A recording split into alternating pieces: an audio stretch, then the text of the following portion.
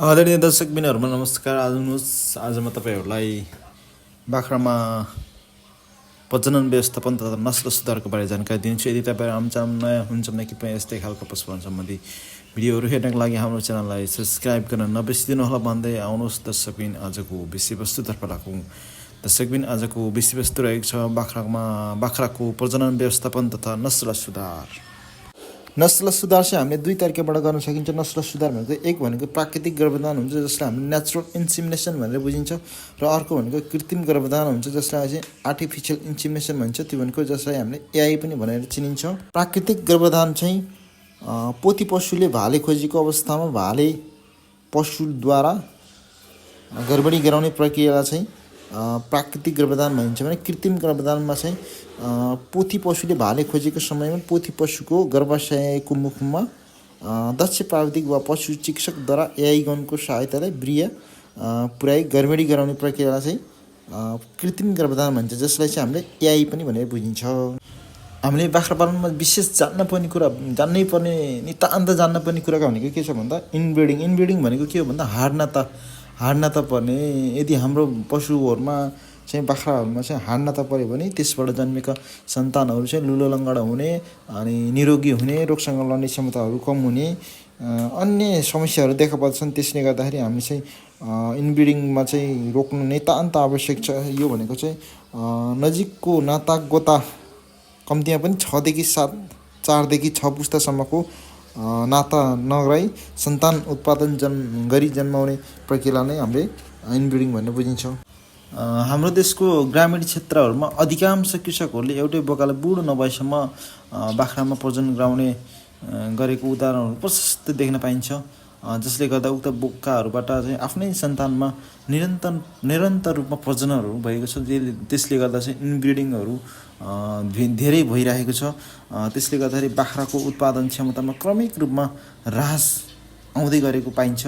यदि इनब्रिडिङ हुन गए के हुन्छ त? यदि इनब्रिडिङ हुन गएमा हाम्रो चाहिँ जन्मेका पाठापाठीहरूको मृत्युदर बढी हुन्छ, रोगसँग लड्ने क्षमता कम हुँदै जान्छ, पहिलोपटक ब्याउने उमेर पुस्तै पछि बढ्दै जान्छ, त्यसपछि रोग व्याधिहरूले बढी सताउँछ, बाख्रीको दुध उत्पादन क्षमता कमी हुँदै जानाले पाठापाठी ख्याउटे र शारीरिक विधिहरूमा चाहिँ एकदमै कम ल्याउँछ। यसरी नजिकको नातेदारसँग प्रजनन गराउँदा बाख्रा पालन व्यवसायबाट अपेक्षित उपलब्धि हासिल गर्न कठिनाइ पर्न सक्छ।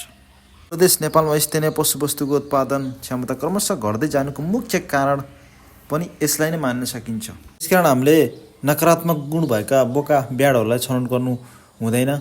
जसमा चाहिँ नकारात्मक गुणहरू छन् त्यसलाई हामीले खसी पार्न पनि सक्छौँ। खसी पारेर इनब्रिडिङलाई कन्ट्रोल गर्न सक्छौँ। त्यसै गरी जुम्ल्यामध्येबाट जन्मेका बोकाहरूलाई छनौट गर्नुपर्छ। प्रजननको लागि राम्रोसँग विकास भएका यौन अङ्गहरू भएको बोका ब्याडहरूलाई छनौट गर्नुपर्दछ। कम्तीमा पनि पाठा या पाठी 8 महिना कटेपछि मात्र प्रजननमा ल्याउन सकिन्छ। ब्याड बोकालाई 5 वर्षभन्दा बढी प्रजननमा प्रयोग गर्नु हुँदैन। प्रत्येक 25 बाख्रा बराबर 1 बोका राख्न सकिन्छ। त्यसै गरी बढी वर्षा हुने समय असार श्रावण र बढी जाडो हुने समय पौष माघमा बच्चा नजन्मने गरी प्रजननको व्यवस्था मिलाउनु पर्दछ। ब्याड बोका ज्यादै मोटो र दुब्लो हुनु हुँदैन। ब्याड बोका वा बाख्रा छनौट गर्दा जहिले पनि 2 वा 2 भन्दा बढी पाठापाठीहरू जन्माउने खालको, पटक नतुवाउने, पाठापाठी नअड्कने वा ब्याउने समस्या नभएको, उल्टिने समस्या नभएकोलाई छनौट गर्नुपर्दछ।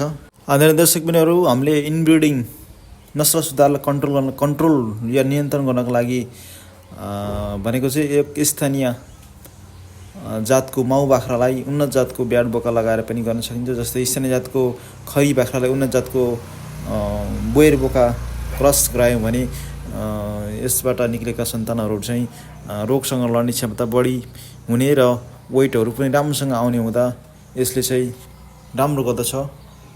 पशुपालन या बाख्रा पालनको मुख्य समस्या भनेको एउटा इनब्रिडिङ हाड नाता प्रजनन पनि हो, जसले गर्दाखेरि अघि नै मैले भनिसकेँ, यदि हाम्रो बाख्राहरू चाहिँ हाड नाता पऱ्यो भने चाहिँ त्योबाट निक्लेका सन्तानहरू चाहिँ निकै नै रोगी हुने, जस्तै पाठापाठीहरूको मृत्युदर चाहिँ बढी हुने, त्यसै गरी जन्मेकाहरू पनि लुला लङ्गडा खालका अलि अशक्त खालकाहरू चाहिँ जन्मने, त्यसै गरी रोगसँग लड्ने क्षमताहरू कमी हुने, अनि रोग व्याधिहरू बढी सताउने, अनि बाख्राको माउहरूको दुध उत्पादन क्षमताहरू पाठापाठीहरू चाहिँ ख्याउटे शारीरिक विधिहरू चाहिँ ख्याउटे हुने जस्तो समस्याहरू देखा पर्दछन्। तसर्थ हामीले इनब्रिडिङबाट चाहिँ रोक्नु पर्दछ। हाड नाता पार्नु हुँदैन। यदि तपाईँहरू पशुपालन गर्दै हुनुहुन्छ भने कृपया हाड नाता नपार्ने गरी पशुपालन गर्नुहोला। यति भन्दै आजको भिडियोबाट बिदा लिन चाहन्छु। यहाँहरूलाई कस्तो लाग्यो हाम्रो भिडियो? मन पऱ्यो लाइक कमेन्ट एन्ड सेयर गर्न नबिर्सिदिनु होला भन्दै बिदा लिन चाहन्छु। हस्त धन्यवाद।